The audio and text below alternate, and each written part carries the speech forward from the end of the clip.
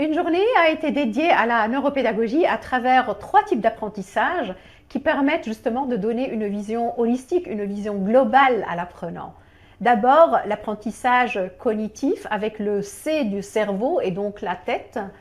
Deuxièmement, l'apprentissage affectif et donc le C du cœur.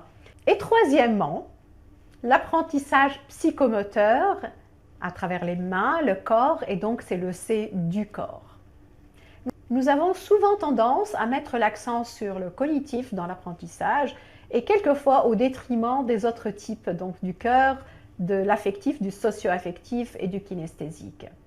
Les neurosciences proposent des pistes crédibles autour des axes fondamentaux de l'apprentissage que sont la mémorisation, la compréhension, l'attention et l'implication.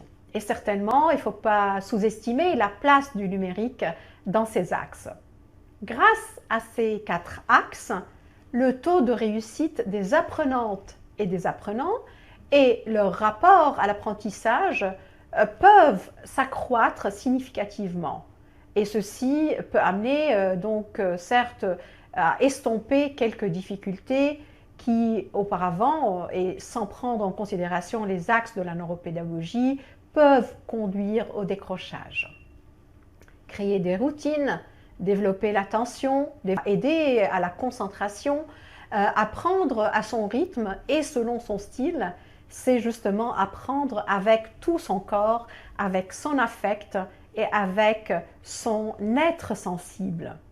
Donc cet atelier dédié à la neuropédagogie a présenté justement des éléments fondamentaux pour le fonctionnement du cerveau de l'apprenant, mais également mieux comprendre le fonctionnement du cerveau par les formateurs. À mon avis, tout formateur et toute formatrice devrait connaître pour les traduire en modalités pédagogiques applicables immédiatement en salle de classe. Alors ce que j'apprécie particulièrement dans cette journée, ça a été, on va dire, une expérience immersive dans toutes les dimensions. C'est ce que je recherchais et j'ai pas du tout été déçu. Je trouve que c'est intéressant parce que ça permet de nous faire évoluer sur les nouvelles tendances pédagogiques.